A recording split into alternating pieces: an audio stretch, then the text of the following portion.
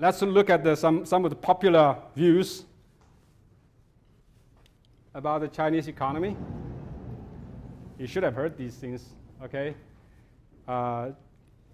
One popular view is this: China's economic growth has been driven by not only export, but also investment, right? Investment in export-driven growth.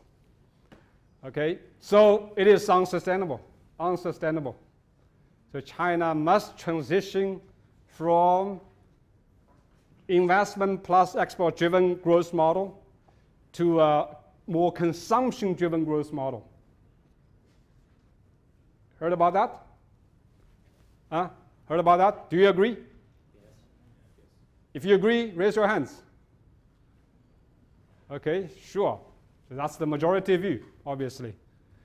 Now, and the second popular view is this: so China's economic growth has been driven by cheap labor and the intensive use of natural resources. But labor in China is no longer cheap, and natural resources are limited. So, in order for China to further grow, China needs to transition into a more knowledge-based, innovation-based growth model. Have you heard about that also? Do you agree? Raise your hands. Okay, most of you agree. I'll show you that these popular views are actually wrong. Okay, very wrong. And I'll prove to you. I don't say they are wrong. Okay, I'll have to prove to you. Okay, that's very important. You have to prove, right? Okay, I hope that at the end of the lecture you will be convinced. Okay, China have a lot of problems, but not these problems. Now, okay, so first we want to ask whether Chinese economy is unbalanced. Okay, in what sense? So when people talk about Chinese economy being unbalanced, they talk about the demand structure of the Chinese economy. China has too much investment, too much export, too little consumption. That's what they mean. They don't talk about urban rural inequality or anything like that. Okay, they don't care. The business sectors don't care about that. They care about growth. Okay, they don't care about distribution. And then we ask the question: what drives economic growth? Is it consumption, or investment, or export, or something else? Okay? And then we ask how, when people say Chinese consumption is too low, then how low is China's real consumption rate? Okay? Then after that, then we are going to assess China's growth prospect. So we ask whether China's growth is actually sustainable or not in the next 10 to 15 years or 20 years. So people that talk about Chinese economy relying too much on investment, too much on export, okay, too little on consumption, and the Chinese people don't consume because they save too much. Why do they save too much? Because they have fear, they are insecure, or the government is doing bad things. All right? So we want to look at the demand structure of China's GDP in comparison with the rest of the world. From the official figure, the final consumption accounts for just below 50% of China's GDP. Not 25, okay? 50, okay? 50%. And then out of the 50%, about 35–6% is household consumption. The rest is government consumption, okay? Now, so basically China saves 50% of its product, GDP. So we produce $100, we consume $50. So we invest $47 in our economy, and we have $3 left. What do we do with that? You have $3 left, what do? You export to other countries, to the US or any other countries. So compared to the world average, China obviously invests too much. Well, that actually not too much, maybe not the right word. You can only say China invests a lot more than the world average. But that may be good. Who said it's too much, right? So because from the data, you cannot say it's too much, because too much already implies something else. You only say China invests a lot more than the world average. Okay, so China consumes a lot less than the world average in terms of percentage of GDP. So in a sense, the value added of Chinese exports accounts for less than 15% of China's GDP. Okay, that's what foreign demand does to Chinese economy. Is that a great amount? No. Of course that's a great amount because China is a big economy. Okay, but as a percentage of GDP, that is not much. Because China is only a world average exporting economy. In a sense, China relies on exports no more than any average country. Right? So in this regard, Germany relies on exports a lot more than China does.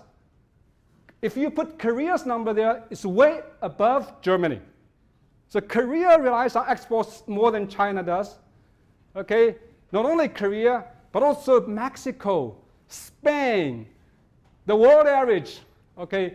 And Turkey relies on exports, and India's relies on exports are very similar to China's.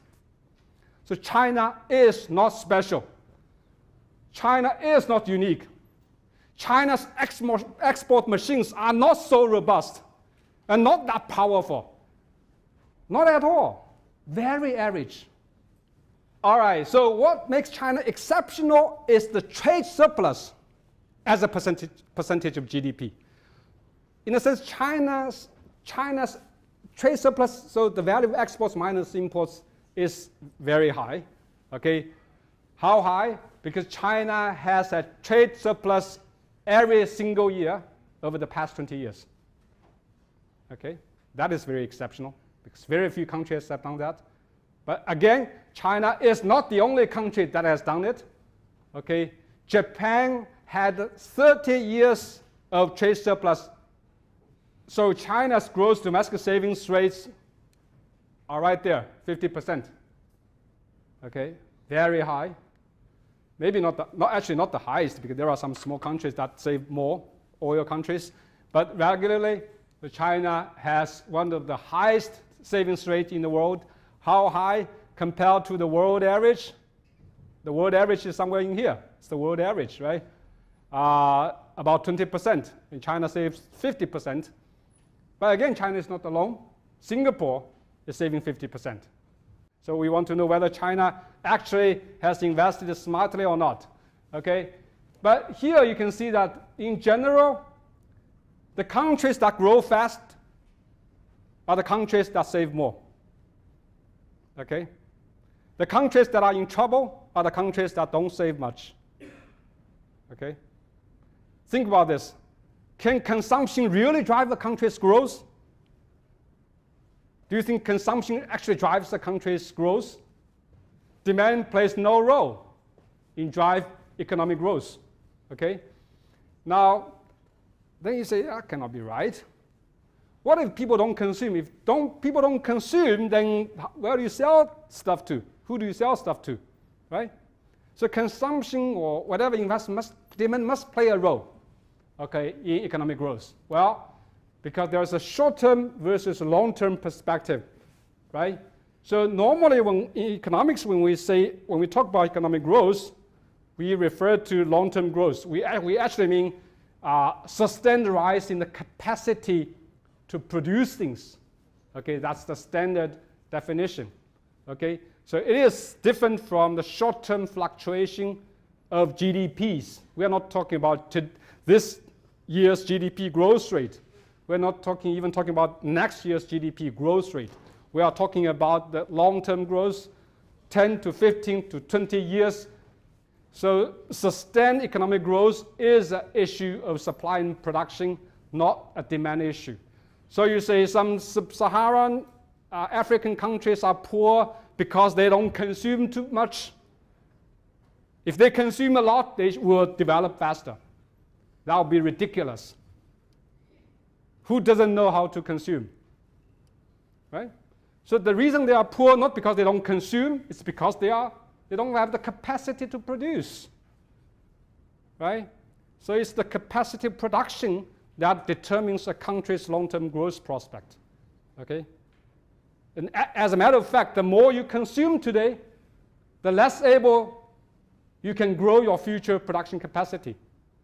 So in the long run, growth is not and cannot be driven by consumption, but by investment and productivity growth. Okay? So low rate of consumption actually can help a country to grow faster,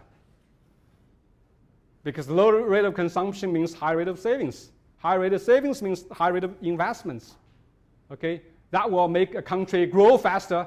As a result, the country's consumption will grow faster. Look at over past 20 years, China's GDP growth has been the fastest in the world, okay? 10%, more than 10%. India has also been doing greatly. So India grows at close to 7%, but then because India's population rate growth is higher than China, so per capita GDP growth is somewhat lower, 5%, but that is still an impressive number, because compared to the rest of the world, China and India are growing so much faster than the world average. So China and India are not only growing faster than developed countries, which may be understandable, but growing much faster than other developing countries in Latin America, in Africa. Okay? Now, then what about consumption? The same is true. So China, India, in terms of consumption, has also been growing very fast. Chinese consumption, of course, grows more slowly than GDP, but then still 8% is the fastest growth rate of consumption in the world. Way faster than the world average, okay? And then if you talk about per capita consumption, even if you look at the household consumption, okay, so China's per person household consumption grows at more than 7% a year, but the world average is only 1.4%. Okay, so it's way faster than the rest of the world. Again, India again stands out. Okay, so it's not that the Chinese are not consuming at all. The consumption in China grows the fastest than any other country in the world. Well, but then actually the official statistics completely underestimate Chinese consumption. Why is that? There are at least 3 reasons why Chinese consumption is underestimated, the way they calculate things. First, of course, in China, there's a lot of private consumption paid by companies that are not recorded as household consumption. You know what I mean, right? You understand what I mean. 你懂的. Right? You know what I mean?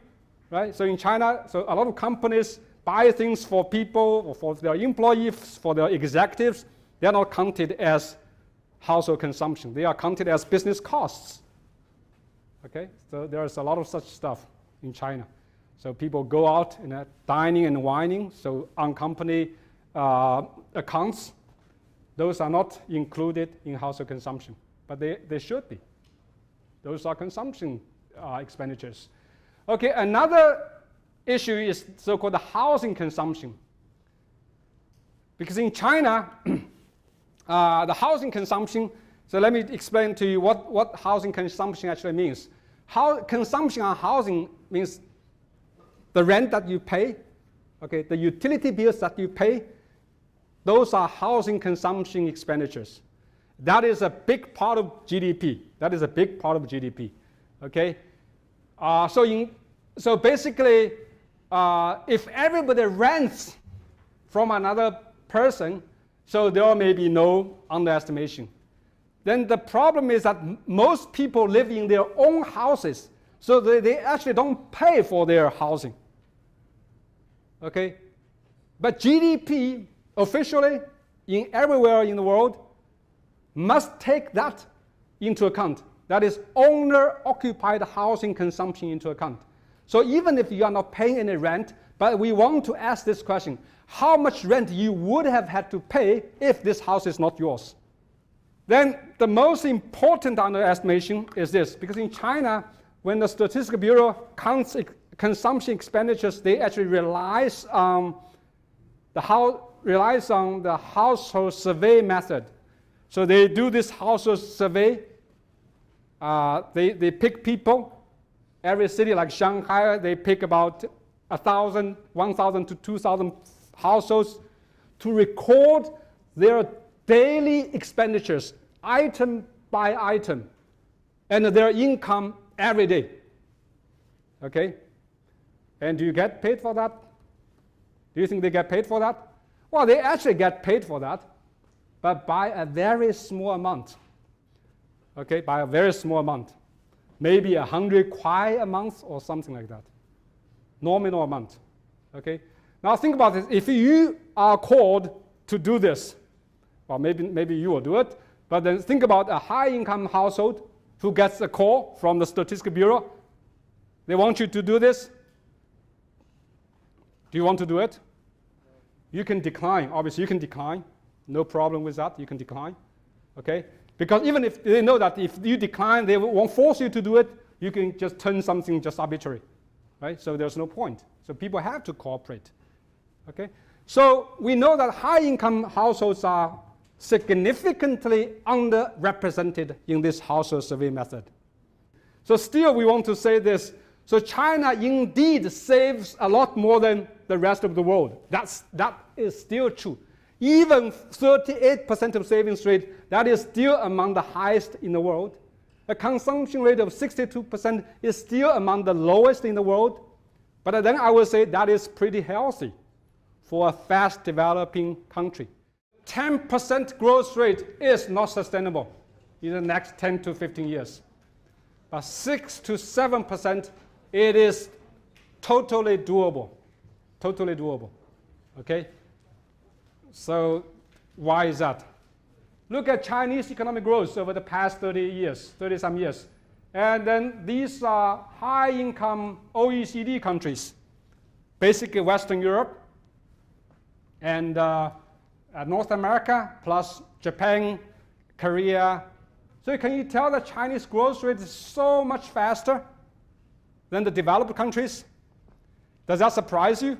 China grows so much faster than the Americans. Does that surprise you? Low start point, exactly. So China started at a very low level, so you can grow much faster. So that's called the catching up effect in economics. Catching up effect. Because you are so poor, you don't have to reinvent the wheels. So that's how you can catch up. You can grow faster than the frontier economies. Okay? But then if that's true, then other poor countries should also grow much faster than the developed countries, right? Like what do you see here? Do you see that other developing countries also grow faster than the developed countries? That's not the norm. That's not the norm. Some countries grow faster, but most countries don't.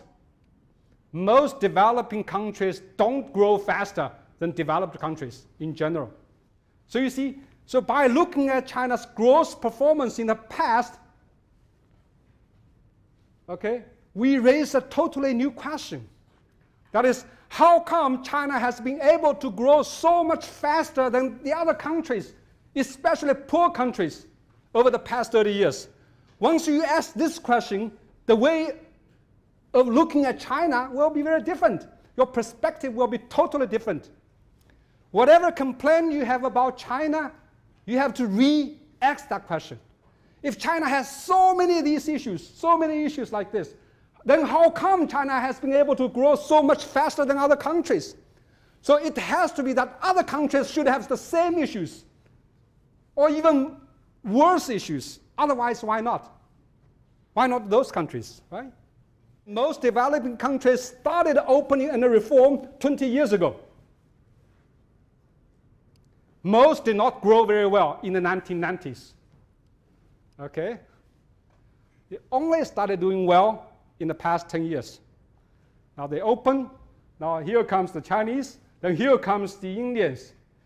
Two huge economies, so much demand for resources, so much money to pour through.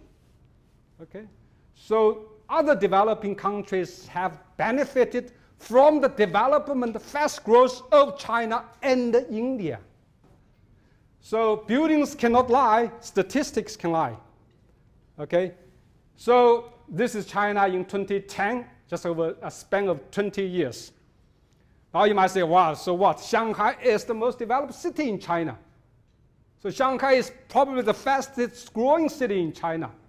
Let me tell you, that is exactly the opposite. Shanghai has been the slowest developing city in China. Do you know that? Shanghai's growth rate has been consistently the lowest in China over the past 30 years, over the past 20 years, and over the past 10 years. So that means other places are actually growing faster than Shanghai is. But then you might ask, so why other places are still so poor? Why Shanghai is still much richer than the other places? Why? Exactly, start point, because they were started even lower. Shanghai's per capita GDP back in 1978 was more than 10 times bigger than Guizhou's per capita GDP. Think about that. Most of the advanced industries were in Shanghai, but not now, not anymore. Shanghai's role in China has significantly diminished. So the question is whether China can sustain its growth. Then you might wonder now, okay, look, China has grown for more than like 9% a year for over 30 years. How come China is still much poorer than Korea is? Why China isn't Korea right now already? Korea became developed just in a span of 30 years. Why not China? Why not like Taiwan, Singapore? We are like Korea in 1975. Think about that. We are like Singapore in 1960. Singapore had issues in 1960. Korea had issues in 1975. Of course we have issues. We have to have issues, right? Okay, so that's the perspective. So how do you look at this? So you have to adopt a very systematic comparative perspective. Okay, but then China back in 1980 was one of the poorest countries in the world. Okay, today, after 30 years of fast growth, China is one of the richest poor countries in the world. Right? They're still a poor country. Shanghai may not be that poor, but if you travel inland, you see a lot of poor places. So we are a poor country, but we are not that poor anymore. We are the richest, one of the richest poor countries. How come China can do this? Some people say, well, it's because of the leadership of the CCP. That's not the case. That cannot be, right? Because Taiwan had no CCP, but they also did very well. Korea had no CCP. They also did very well. So it has nothing to do with the government type. Democracy or dictatorship has nothing to do with economic growth. You see democracies that are disasters. You see dictatorships that are also disasters. Look at most of the developing countries are democracies. They don't do well. There are also quite a lot of dictatorships. They also don't do well. Okay? So it has nothing to do with the party's leadership. Okay? It has something to do with China's basic fundamentals. It has to do with the people. Okay? Maybe with institutions that are independent of the political system. So only the 4 East Asian tigers have ever made it from relatively developing country status to a developed country status. No other countries have done it. So that means there's no guarantee that China will be able to make it. Think about the size of China. It's hard to imagine one day China will actually be a developed country. Can you imagine that? You cannot imagine that. But 30 years ago, you wouldn't imagine China at today's status. No one would have imagined China back from 30 years ago. Okay? No one would have imagined China would be the fastest growing economy in the whole world for the next 30 years. Okay, then what about Chinese labor cost? Chinese labor is a lot more costly than 10 years ago, than 20 years ago. Does that surprise you? Should Chinese labor costs be more expensive than 10 years ago? Yes. Of course. Then people nowadays compare Chinese income being too low. What about labor cost? Labor cost means income. What's the point of economic growth? Economic growth means people's income goes up. That means labor cost goes up. That's great. That's the outcome of economic growth. What's wrong with that? So in that sense, even if Chinese labor cost has been higher, but compared to, let's say, a year ago, China's competitiveness stays the same. Very competitive. Think about this. So the Chinese economy is more competitive than our income indicates, right? So in a sense, in terms of competitiveness, we are ahead of our income. No wonder China grows much faster than the rest of the developing countries, because no other developing country has a higher competitiveness. Well, maybe except for Malaysia, which actually has a higher income than China does. In terms of infrastructure quality, China, of course, is still way below the rich countries' level. But no country that has a lower income that has a higher infrastructure quality, right? So in a sense, all these are incomes. So all the countries that have income that is less than China's have way below China's infrastructure quality. So in that sense, China, only these countries, in a sense, only some of the developed, richest countries have a better infrastructure quality than China's. Okay? So again, that's again one of the reasons that China has been able to develop faster than other developing countries. Now, okay, some people say China needs innovation, especially the leaders say China have to innovate, because everybody can talk about innovation. It can never be wrong. How can it be wrong to be innovative, right? Everybody wants to innovate. That's great. Okay, then they say, oh, China doesn't have innovation capacity. Look at China. China has a poor education system. A college entrance exam, people only study from books. They are not creative. They cannot innovate. Compared to whom? Of course, we are not as innovative as people in Spain or people in the US. We are developing countries. We are a developing country. Of course, we are not as innovative. That should be expected, right? Of course, we have a poorer education level compared to rich countries. What's important is, compared to our peers, those who actually compete directly against us, compared to them, we want to know whether we are more innovative than those people.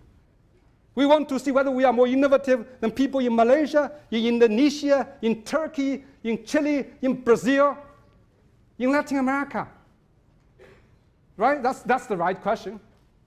So China actually, again, ranks way ahead of our income.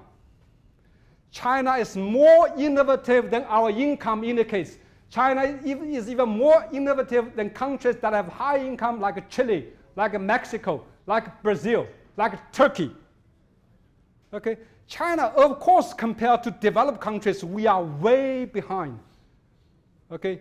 Not only China is way behind, Chile is also way behind. Brazil is even further way behind. If we have to worry, they would have to worry more than us. Okay? In a sense, we are closer to developed countries than any other developing countries. So anyway, so if China can avoid macroeconomic and political instability, which I really have no doubt, okay, China will keep growing at 6 to 7% in the next 15 years. That is totally doable. All the Eastern Asian economies did that. Even faster. Korea actually grew 7.5% a year from 1975 to 1995. Okay, when Korea was already at Chinese status today. So basically what I'm saying that 20 years from now, China will be like Korea in 1995. Is that the optimistic judgment? 20 years from today, China will be like Korea in 1995. Do you think that's optimistic? Shouldn't be. Not Shanghai, we are talking about China as a whole, on average. Of course, then we have not answered the questions, why can China do this, why not other countries? I have no answers today, or it takes a long time. There's no simple answer to that. But if you think it's cultural or Chinese people being hardworking or whatever, okay, then you should be more optimistic than I am, okay? Because all those things that you might think that have contributed to Chinese growth are fixed Chinese characteristics. They don't change over time, okay? So, but I don't think that's the answer. But anyway, So approximately speaking, so the more proximate factor for growth are physical and human capital accumulation and technological progress.